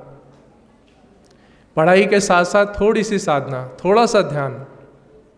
ईश्वर हमने देखा नहीं है, इसलिए जिनको हमने देखा है ईश्वर की तरफ, उनके ऊपर अपना ध्यान केंद्रित करिए और आपका फोकस, माइंड का जो कंसंट्रेशन, वो बढ़ता चला जाएगा।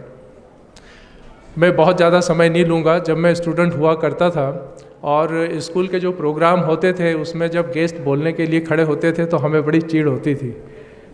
तो उस एक्सपीरियंस को मैं समझ सकता हूँ, लेकिन मैं अंत में एक छोटी सी बात करके अपना फिनिश करूँगा अपना एड्रेस। कि देखिए, जब हम किसी इंसान से मिलते हैं, जब हम किसी एनिमल को, किसी जानवर को, पेड़ पौधे को देखते हैं, तो अनायास हमारा कोई ध्यान उस पर होता नहीं है, हम वापस अपने दूसरे कामों में लग जाते हैं। पर क्या आपने कभी ये सोचा कि ये इंसान कहाँ से आया, ये पेड़ पौधे कहाँ से आए, ये गाय, ये बकरी, ये कुत्ता कहाँ से आया, किसने डिज़ाइन किया इनको, कहाँ से आई ये? आज तक कोई जान नहीं पाया है किसने बनाया है इनको। हमारा शरीर को किसने डिज़ाइन किया, एनिमल के शरीर को किसने डिज़ाइन किया है, आज तक कोई समझ नहीं पाया है। एक पत्ता भी यदि टूट जाए, कोई साइंस, कोई व्यक्ति उसको वापस जोड़ नहीं सकता उससे।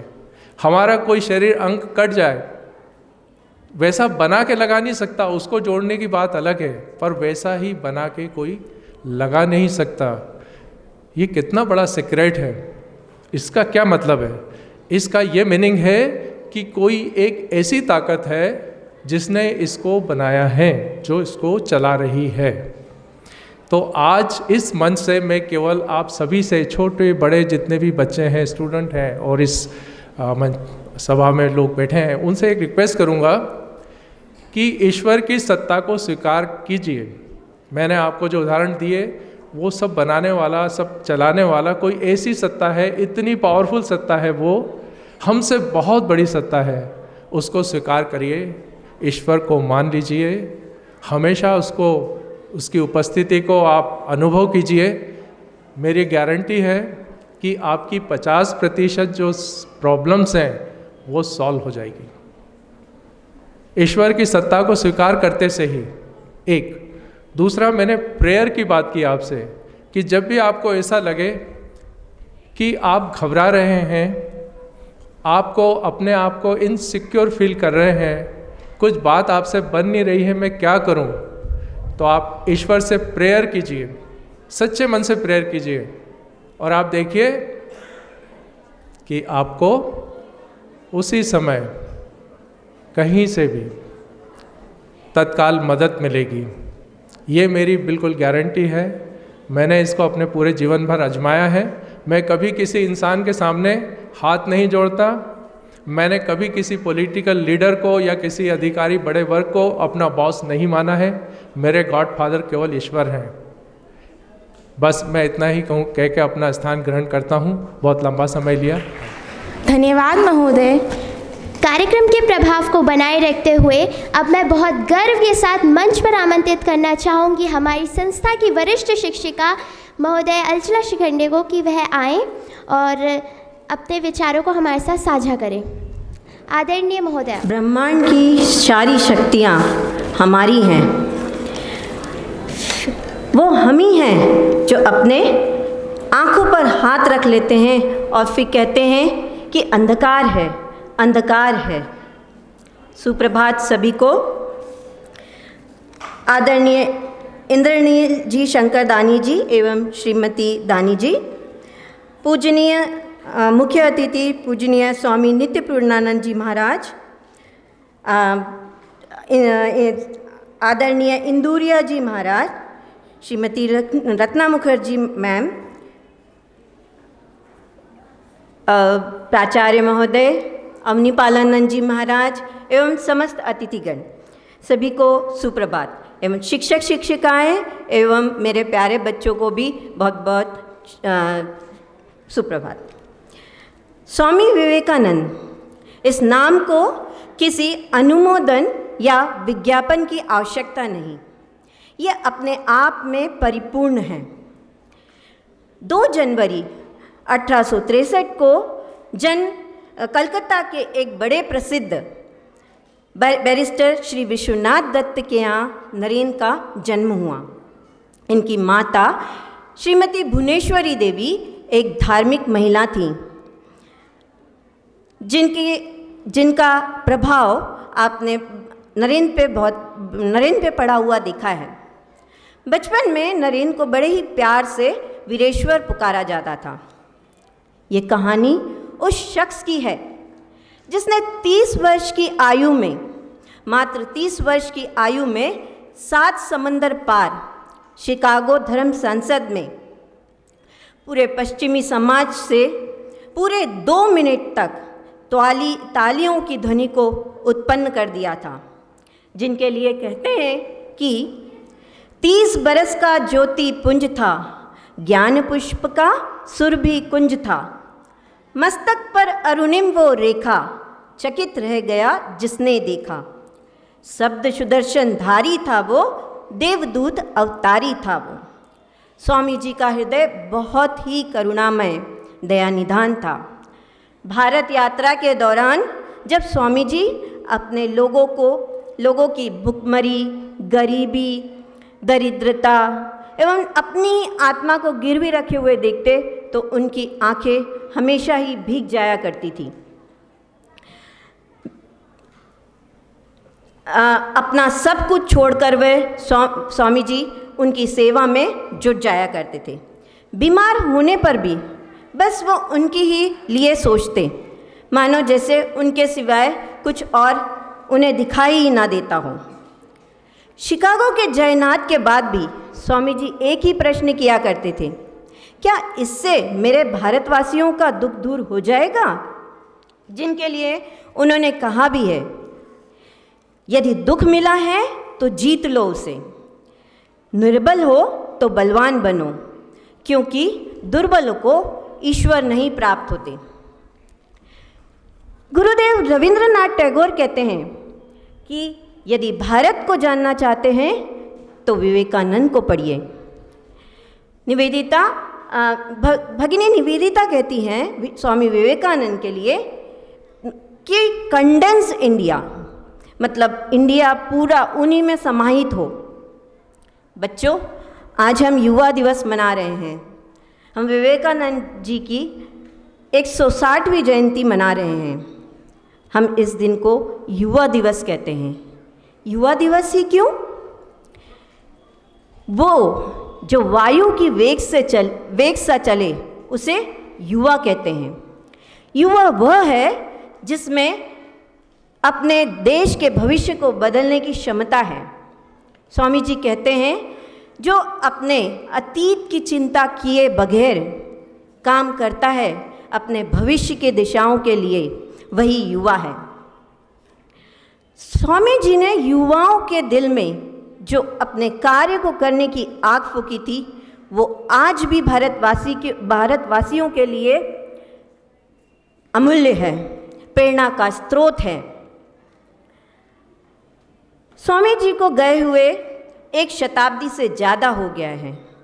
उन्होंने हमारे लिए कुछ काम छोड़ के गए थे, वो अभी तक भी अधूरे हैं। निर्णय हमें करना है कि क्या हम स्वामी जी के सपनों को पूरा कर सकते हैं या नहीं। हाँ, हम जहाँ हैं, जिस भी जगह हैं, कुछ ना कुछ अच्छा करें, इस संकल्प को बढ़ाने के लिए यह अवसर हमने चुना है। सभी को युवा दिवस की बहुत बहुत शुभकामनाएं। धन्यवाद। धन्यवाद महोदया, अपने ओजस्वी विचारों को हम सब के साथ साझा करने के लिए। नन्ना मुन्ना राही हूँ, देश का सिपाही हूँ, बोलो मेरे संग जय हिंद जय हिंद जय हिंद जय हिंद जय हिंद। क्या बात है, इतना सुंदर गीत! इसे सुनकर तो मुझे मेरा बचपन याद आ गया। आएगा क्यों नहीं, बचपन होता ही है ऐसा, हर गम से बेगाना। काश मेरा बचपन फिर से लौट आए। लौट सकता है। वह कैसे? अब इसके लिए तो तुम्हें हमारी अगली प्रस्तुति का इंतज़ार करना पड़ेगा। अगली प्रस्तुति का? जी हाँ, बात ही कुछ ऐसी है। फूलों जैसी मुस्कान लिए हमारे किंडरगार्टन के ये नन्हे मुन्ने बच्चे अपनी ज़ोरदार प्रस्तुति के साथ देशभक्ति का रंग बिखेरने मंच पर आ रहे हैं। तालियां, बस तालियां। कृपया कर जोरदार तालियों के साथ इनका उत्साह वर्धन हुए हैं उनकी सराया करो कुर्बानी।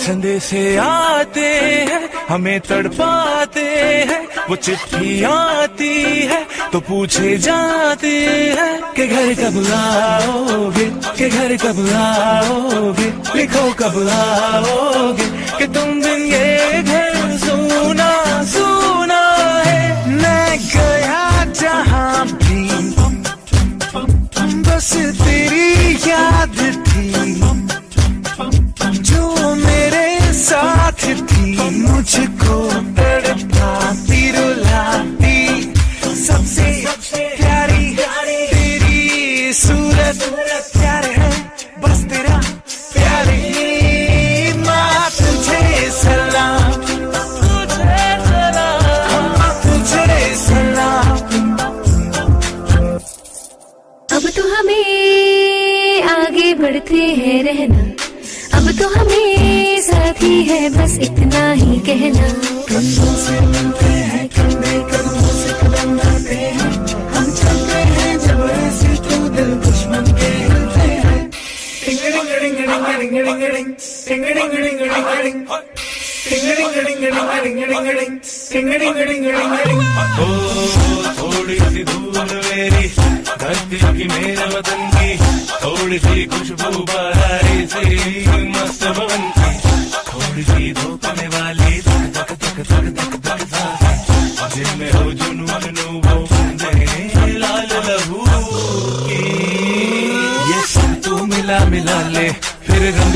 खिला खिला ले और मोहित रंग दे बसंती यारा मोहित रंग दे बसंती झुके तेरे आगे सर तेरी गोद मेरा घर है तुझे सलाम इंडिया झुके तेरे आगे सर तेरी गोद मेरा घर है तुझे सलाम इंडिया भारत हमको जान से प्यारा है सबसे न्यारा गुलिस्तां हमारा है भारत हमको जान से प्यारा है सबसे न्यारा गुलिस्तां हमारा है मेरे देश की धरती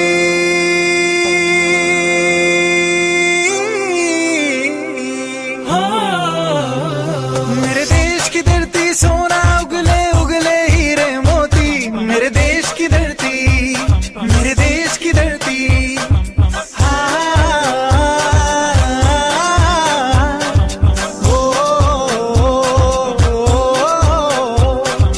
देश मेरे मेरी जान है तू देश मेरे मेरी जान है तू देश मेरे मेरी शान है तू देश मेरे मेरी शान है तू हे वतन हमको तेरी कसम तेरी राहों में जहाँ तक पा जाएंगे भूल क्या चीज है तेरे कदमों में हम बेटे अपने सरों पे चढ़ा जाएंगे है वतन अब मैं प्राचार्य स्वामी जी से अनुरोध करती हूँ कि वह श्री इंद्रनील दानी और श्रीमती दानी का पुष्पगुच्छ से स्वागत करें। आदरणीय प्राचार्य स्वामी जी।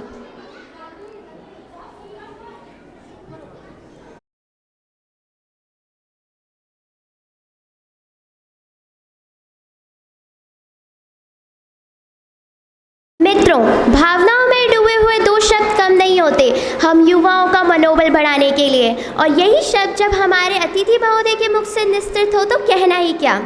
अब मैं मंच पर आमंत्रित करना चाहूँगी कार्यक्रम के विशिष्ट अतिथिगण प्राशनिक सेवा के अधिकारी माननीय इंद्रनील दानी महोदय को कि वह पधारे और अपने ओजस्वी विचारों द्वारा हम सबको अनुग्रहित करें। कार्यक्रम के मुख्य अतिथि स्वामी पूर्ण ज्ञानानंद जी, अशोक जनवदे साहब, श्रीमती दानी, उपस्थित सभी मान्यवर अतिथिगण, विवेकानंद विद्यापीठ भोपाल के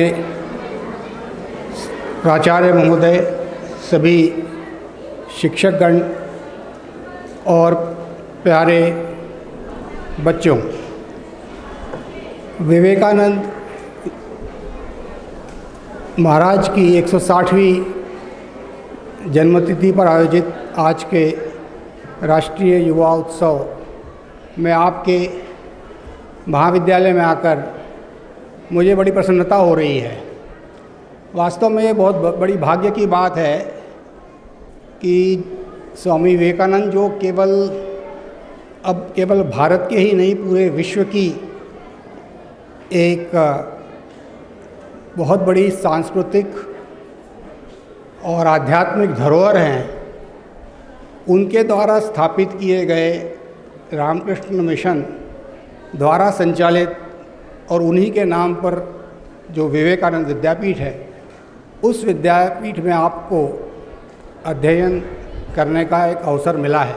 ये आप सब लोग बहुत भाग्यशाली हैं और हम लोग भी भाग्यशाली हैं कि हम लोगों को आप लोगों के बीच में आप लोगों के साथ रूबरू होने का और आपके कार्यक्रम देखने का एक अवसर मिला है। ऐसा है कि कई बार ऐसा होता है कि कोई व्यक्ति बहुत परिश्रम करता है और बहुत मेहनत करता है ज़िंदगी में और वो बड़ा धन प्राप्त करता है, और वो जब धनी हो जाता है और उसकी जो संतान होती है लेकिन उसको वो धन बहुत अनायास प्राप्त हो जाता है। तो कुछ ऐसा ही हम लोगों के साथ है। स्वामी विवेकानंद जी ने जो कठोर तपस्या की, जो कड़ी मेहनत की अपनी ज़िंदगी में, और जो एक बहुत बड़ी आध्यात्मिक पूंजी उन्होंने संजोई, और उसका लाभ हमें अनायास ही हमें और पूरे विश्व को मिल रहा है। तो आज के इस दिन हम उस हमारे गर्व के साथ हमारे देश की उस महान व्यक्तित्व को श्रद्धापूर्वक स्मरण करते हैं, नमन करते हैं और हम ये संकल्प लेते हैं कि हम लोग उनकी जो द्वारा दिखाया गया मार्ग है, उनकी जो परंपरा है, उस पर हम चलेंगे। थोड़ी सी हम आधुनिक काल की बात भी कर लें, क्योंकि पूर्व की विरासत होना तो सौभाग्य की बात है, लेकिन आगे का भविष्य भी हमारे लिए बहुत महत्वपूर्ण है। इस मामले में भी आप वर्तमान पीढ़ी के जितने लोग हैं सभी भाग्यशाली मैं कहूँगा कि आज भारत उस स्थिति में नहीं है जिस समय वो स्वामी विवेकानंद जी का जो जीवन काल था, उस समय का भारत और आज के भारत में भौतिक रूप से देखा जाए तो बहुत ज़्यादा अंतर है। अभी आपने हाल में ही समाचार माध्यमों में पढ़ा होगा कि जिस ब्रिटेन के द्वारा लगभग 200 साल तक इस देश के ऊपर राज्य किया गया और उसका सब तरफ से शोषण किया गया, आज उसी ग्रेट ब्रिटेन को पीछे छोड़कर हमारा देश विश्व की 5वीं सबसे बड़ी अर्थव्यवस्था बन चुका है और बहुत ही जल्दी, शायद हो सकता है अगले कुछ ही 4-5 साल बाद, हम लोग विश्व की तीसरी सबसे बड़ी जो आर्थिक महाशक्ति बनने जा रहे हैं। और ये एक अवसर है हमारे युवाओं के लिए कि इस विकसित भारत में को बनाने में और उसको और आगे ले जाने में वो अपनी बुद्धि, अपने कौशल और उनकी जो भी हुनर है उसका अधिकतम उपयोग करें। और मैं जानता हूँ कि इस महाविद्यालय में आपको दोनों तरह की शिक्षाएं दी जाती है। एक तरफ आपको आपके भौतिक जीवन में सफलता पाने के लिए विज्ञान, कला और अन्य सभी विषयों की जहाँ शिक्षा दी जाती है, वहीं आपको साथ साथ आध्यात्मिक और नैतिक रूप से मजबूत बनाने के लिए भी विभिन्न तरह के प्रयास किए जाते हैं। आपको बस इतना ही करना है कि स्कूल के इस प्रयास को अपना उसका आपको पालन करना है, उसको फॉलो करना है और निश्चित रूप से इसमें कोई शक नहीं है कि जीवन में इस महाविद्यालय इस विद्यालय से निकला हुआ प्रत्येक छात्र अपने अपने क्षेत्र में अपनी अपनी तरह से सफलता के आयाम छुएगा और जो देश के लिए और पूरी मानवता के लिए, एक मानव जाति के लिए भी एक बहुत बड़ा एसेट के रूप में काम करेगा। मैं पुनः आप सभी को आज के अवसर पर बहुत बहुत शुभकामनाएं देता हूं, आपका अभिनंदन करता हूं और मुझे यहां आने के लिए जो अवसर मिला उसके लिए विद्यालय का मैं बहुत आभार व्यक्त करता हूं। धन्यवाद महोदय, आपके वचन निश्चित ही हमारा पथ प्रदर्शित करते रहेंगे। कार्यक्रम की श्रृंखला को आगे बढ़ाते हुए अब मैं आपका परिचय एक ऐसी शख्सियत से कराना चाहूँगी जिनका उच्च शिक्षा के क्षेत्र में विशेष दखल रहा है। आप नूतन कॉलेज की भूतपूर्व प्राध्यापिका भी रह चुकी हैं तथा समाज सेवा और जन कल्याण में आपका विशेष रुचि रखती हैं। आपसे अनुरोध है, कृपया उद्बोधन स्वरूप 2 शब्द कह के हमें अनुग्रहित करें। मान्य अतिथि, सर्वप्रथम मंच पर आसीन सभी विभूतियों को और स्वामी जी को मेरा बहुत बहुत प्रणाम। इस विद्यालय की जितनी भी शिक्षिकाएं हैं उनको भी मेरा साधुवाद और मेरे प्यारे नन्हे नन्हे सामने बैठे हुए दिख रहे नन्हे मुन्ने बच्चे और पीछे दिख रहे हैं माध्यमिक शिक्षा ग्रहण करने वाले और पीछे थोड़े युवा। ठीक, तो आप सबको मेरा बहुत बहुत प्यार, बहुत बहुत आशीष। सबसे पहले तो मुझे यहाँ बुलाया और मंच पे बुलाया और उसके बाद इतना भावभीना स्वागत किया आप लोगों ने। मैं बहुत बहुत आपकी आभारी हूँ।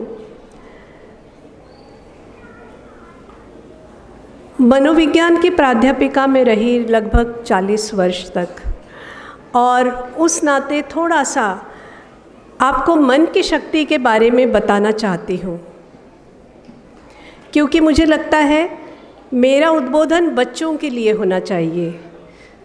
अभी तक तो आप लोगों ने स्वामी विवेकानंद जी के बारे में बहुत कुछ सुना, समझा, और विद्यालय में भी आपको बताया ही जाता होगा। मन जो है वो जब ठान ले तो आप क्या नहीं कर सकते। सबसे बड़ी शक्ति किसी भी देश की कौन सी होती है मालूम है आपको? वो होती है युवा शक्ति, और वो शक्ति आप है बच्चों, आप है। आप ही हिंदुस्तान का कल है, आने वाला कल। अभी दानी जी ने एक बात कही कि ग्रेट ब्रिटेन हमारे ऊपर 200 वर्षों तक शासन करता रहा, शोषण करता रहा हमारे देश का। आज उसको पीछे छोड़ते हुए हम लोग आगे आ गए हैं। उसका भी एक कारण हमारे युवा है, हमारी युवा शक्ति है, क्योंकि ग्रेट ब्रिटेन की जो पॉपुलेशन है वो घटती जा रही है और वहाँ बुज़ुर्ग लोगों की संख्या ही ज़्यादा है। तो मैं आह्वान करती हूँ आप सबको, मेरे प्यारे छात्र छात्राओं, आप लोग जीवन में 3-4 बातें बस मुद्दे की याद रखना। पहली बात, लक्ष्य निर्धारण। आप क्या करना चाहते हो, आप क्या बनना चाहते हो। दूसरी बात, अपने गुरुजनों का और अपने से बड़ों का आदर। तीसरी बात, मेहनत, मेहनत और मेहनत। अभी कुछ ही दिनों पहले हमारे देश के विख्यात अरबोपति श्री अडानी जी का इंटरव्यू आया था टीवी पर। उनसे पूछा गया कि क्या रहस्य है आपके इस सफलता के पीछे, आप क्या सोचते हैं।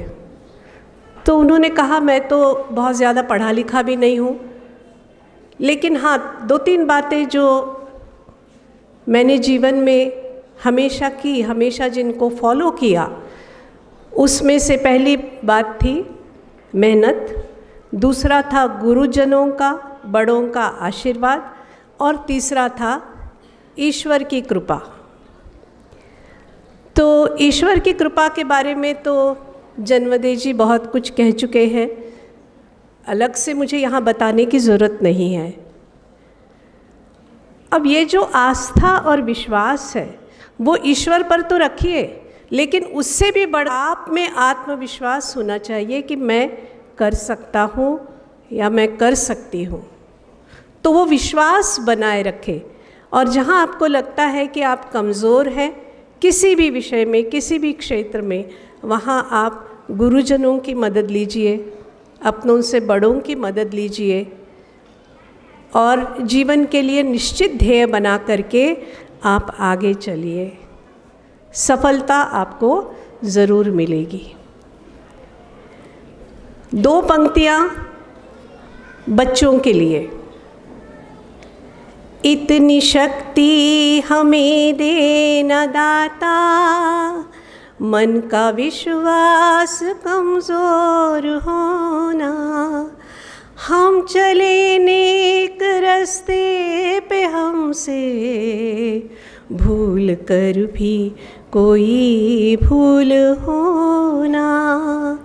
इतनी शक्ति हमें देना दाता, मन का विश्वास कमज़ोर होना। ये न सोचे हमें क्या मिला है, ये भी सोचे किया क्या है अर्पण।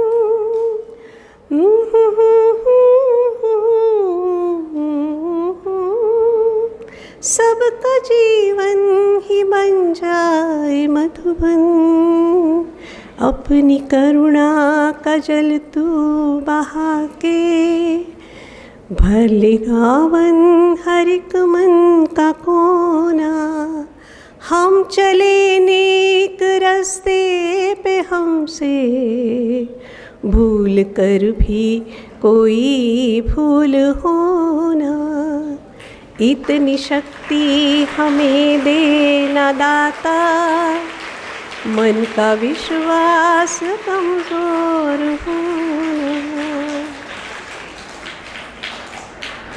आप सबको मेरा प्रणाम, नमस्कार, धन्यवाद। धन्यवाद महोदया, जीवन को नया आयाम देने वाली आपके इन प्रेरणादायी वचनों के लिए। मित्रों, किसी भी महापुरुष की सच्ची श्रद्धांजलि उसके बताए हुए पथ का अनुसरण करने से होती है और इसके लिए आवश्यकता है प्रबल इच्छा शक्ति और दृढ़ संकल्प की। कुछ इसी तरीका संदेश देने आ रही हैं कक्षा 9वीं की छात्रा मुस्कान Pandey. You have to grow from inside out. None can teach you.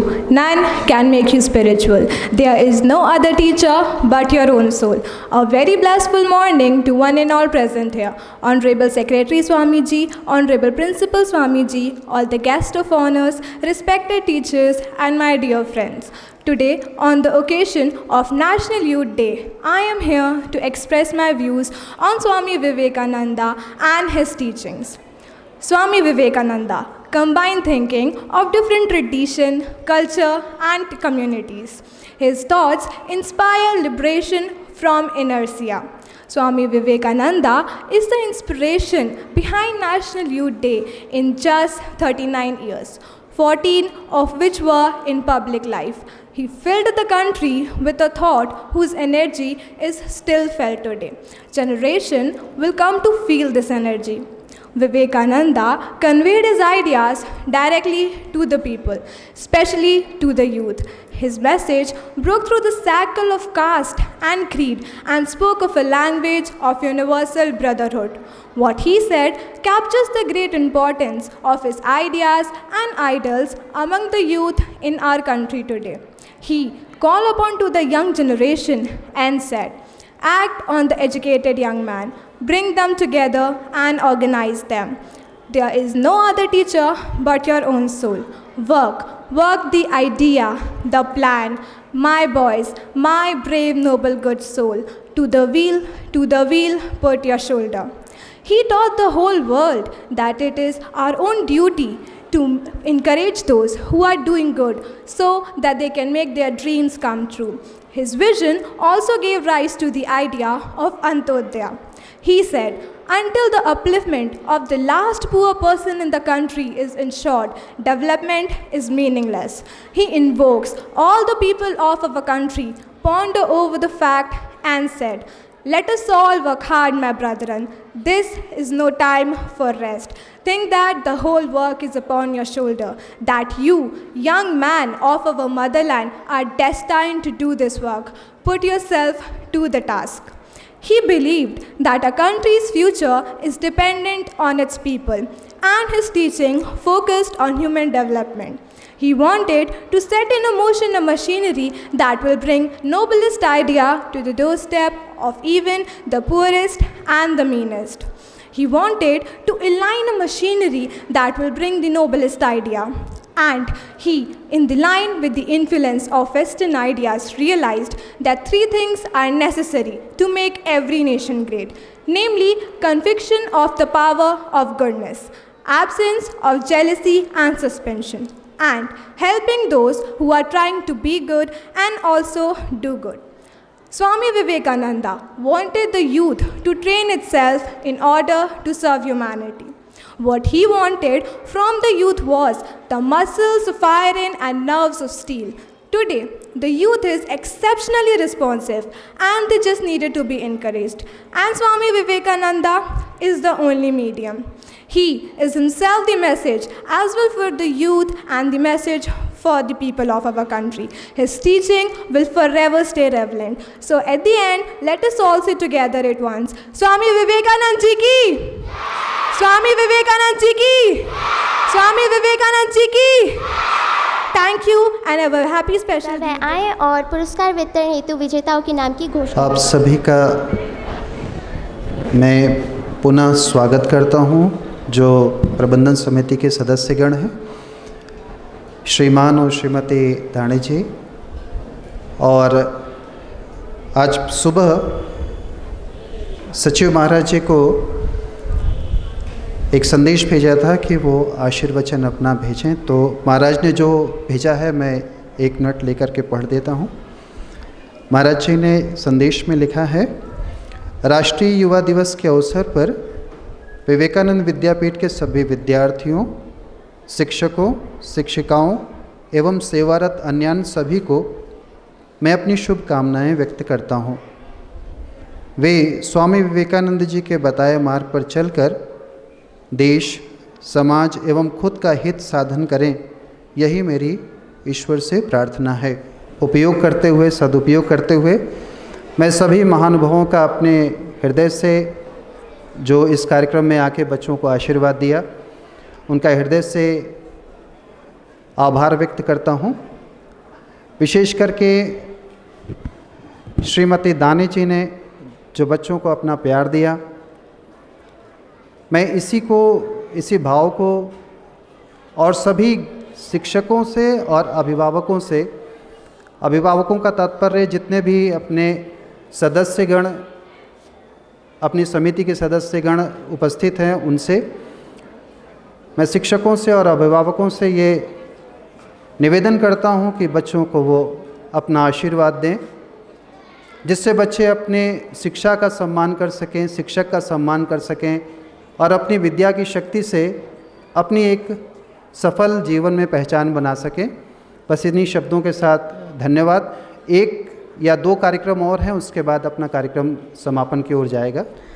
बाजू में जिसके भीम का बल है, सीने में जिसके इरादे बुलंद हैं, निगाहों में जिनकी दिव्य आभा है, आसमानों को छूने की जिन्हें आशा है, हारना जिन्होंने सीखा नहीं है, जिन्होंने अटल और विश्वास पाया है, रग रग में जिनके वतन परस्ती का जज्बा लहू बनकर बह रहा है। दोस्तों, युवा उसी का नाम है। मित्रों, भारतवासियों में आत्मसम्मान और स्वाभिमान की भावना जागृत करने हेतु स्वामी विवेकानंद जी ने स्वदेश मंत्र का उद्घोष किया था। उसी का पाठ कराने के लिए अब मैं मंच पर आमंत्रित करना चाहूँगी कक्षा 11वीं के छात्र आदित्य पांडे को। कृपया वह मंच पर आएँ और स्वदेश मंत्र का पाठ करें। आदित्य पांडे। सभी को मेरा नमस्कार। परम श्रद्धेय स्वामी जी, आश्रम से पधारे अतिथिगण, आदरणीय शिक्षक एवं शिक्षिकाएं एवं मेरे मित्रों, किसी भी देश की शक्ति उस देश के नागरिकों पर निर्भर करती है। उस देश के नागरिकों के आपसी भाईचारे, प्रेम और एकता की भावना पर निर्भर करती है। और यह भावना तब तक जागृत नहीं हो सकती है जब तक उनके अंदर देश प्रेम, आत्मगौरव और स्वाभिमान की भावना का जागरण न हो। इसी तथ्य को ध्यान में रखते हुए माँ भारती के उत्थान के लिए स्वामी जी ने, अर्थात स्वामी विवेकानंद जी ने स्वदेश मंत्र का उद्घोष किया था। आज विवेकानंद जयंती के इस अवसर पर मैं आप सभी के समक्ष उस स्वदेश मंत्र का वाचन करने जा रहा हूँ। स्वामी जी कहते हैं कि हे भारत, यह परानुवाद, परानुकरण, प्रमुखापेक्षा, इन दासों की सी दुर्बलता, इस घृणित जघन्य निष्ठुरता से ही तुम बड़े बड़े अधिकार को प्राप्त करोगे?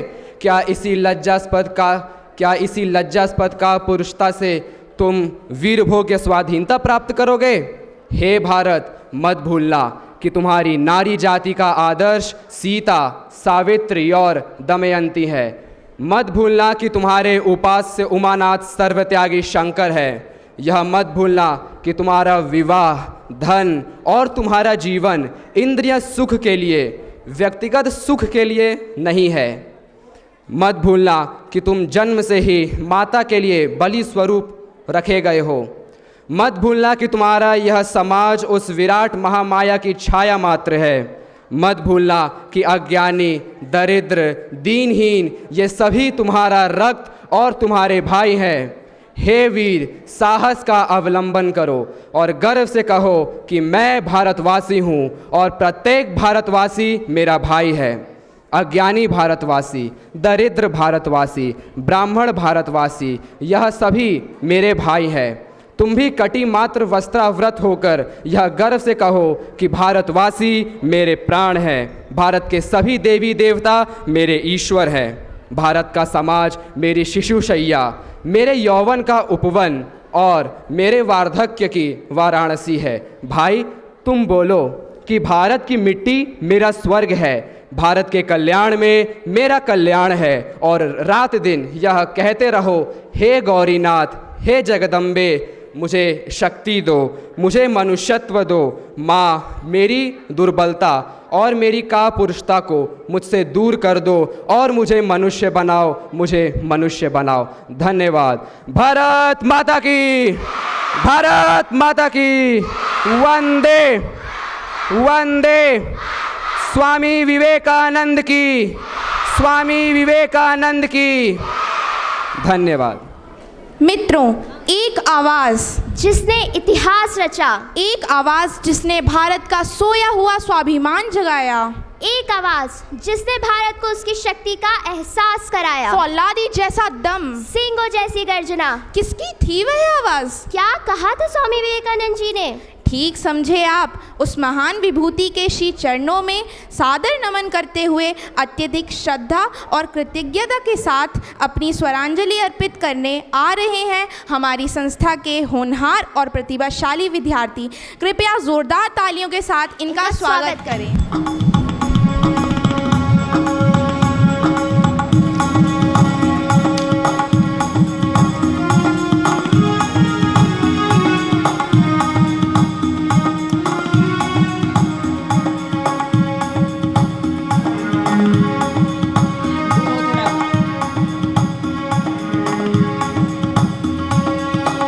मेरे भारतवासी, समय नहीं है सोने का, लेकर संदेश स्वामी जी का, करके कुछ दिखाने का। जय विवेकानंद स्वामी, जय विवेकानंद, जय विवेकानंद स्वामी, जय विवेकानंद। जागो मेरे भारतवासी, समय नहीं है सोने का, लेकर संदेश स्वामी जी का, करके कुछ दिखाने का। जय विवेकानंद स्वामी, जय विवेकानंद, जय विवेकानंद स्वामी, जय विवेकानंद। भारतवासी भाई हमारा, सेवा उनकी करने का, डरो नहीं तुम भारत वीर, निर्माण करो नव भारत का, लेकर संदेश स्वामी जी का, करके कुछ दिखाने का। जय विवेकानंद स्वामी, जय विवेकानंद, जय विवेकानंद स्वामी, जय विवेकानंद। बहु कष्टों स्वराज मिला है, रक्षा उनकी करने का, लेकर हम सब भारतवासी दुनिया को दिखलाने का, लेकर संदेश स्वामी जी का, करके कुछ दिखाने का। जय विवेकानंद स्वामी, जय विवेकानंद, जय विवेकानंद स्वामी, जय विवेकानंद। शक्ति है जीवन का सार, युवा शक्ति जगाने का, स्वामी जी ने पथ चलाया देश को आगे चलाने का, लेकर संदेश स्वामी जी का, करके कुछ दिखाने का। जय विवेकानंद स्वामी, जय विवेकानंद, जय विवेकानंद स्वामी, जय विवेकानंद। जागो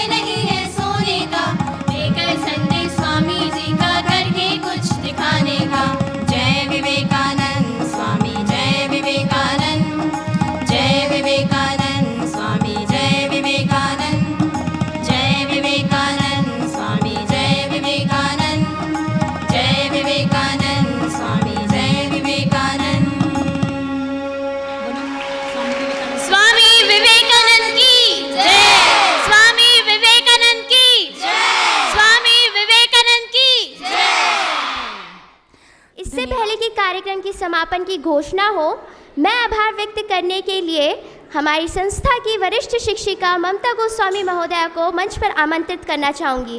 कृपया वह मंच पर आएँ और आभार व्यक्त प्रदर्शन कर इस कार्यक्रम की समापन की घोषणा करें। आदरणीय महोदया।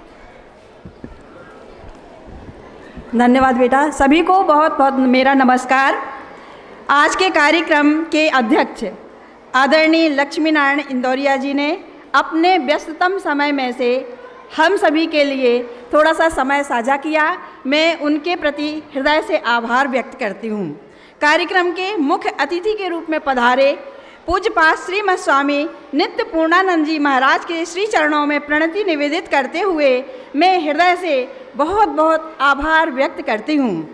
आज के कार्यक्रम के विशिष्ट अतिथि के रूप में पधारे आदरणीय इंद्रनील शंकर दानी जी व उनकी अर्धांगिनी जी, जिन्होंने बहुत सुंदर ही गीत हमको सुनाया, लेकिन अब वो हमारे बीच से जा चुकी हैं, पर मैं उनका हृदय से आभार व्यक्त करती हूँ क्योंकि उन्होंने अपना अमूल्य समय हम सभी को दिया। हमारी शाला के प्राचार्य पूज्यपाद श्रीमद स्वामी कृष्ण ध्यानानंद जी महाराज, आपकी प्रेरणा और कुशल मार्गदर्शन के कारण ही हम सभी शिक्षक व छात्र कार्यक्रमों को सुचारू रूप से सफल बना पाते हैं। आपका बहुत बहुत आभार। आभार सचिव महाराज का भी, क्योंकि यहाँ ना रहते हुए भी उन्होंने अपना अमूल्य संदेश स्वामी जी के माध्यम से यहाँ प्रसारित करवाया। उनके श्री चरणों में भी मेरा कोटिशः नमन। पूजनीय अवनीपालानंद जी महाराज का भी मैं हृदय से आभार व्यक्त करती हूँ। आदरणीय रत्ना मुखर्जी महोदया का, आदरणीय जन्मदे जी का, आदरणीय पाठक जी का, आदरणीय गोस्वामी जी का और आश्रम से जितने भी भक्तगण पधारे हैं, मैं सभी का आभार व्यक्त करती हूँ। अंत में आभार व्यक्त करती हूँ आदरणीय सभी शिक्षकों का, सभी छात्रों का, जिन्होंने प्रत्यक्ष एवं अप्रत्यक्ष रूप से अपना महत्वपूर्ण योगदान दिया। एक बार पुनः यहाँ पधारे समस्त जन समुदाय का हृदय से बहुत बहुत धन्यवाद, बहुत बहुत आभार। वंदे वंदे भारत माता की, भारत माता की, स्वामी विवेकानंद जी की, स्वामी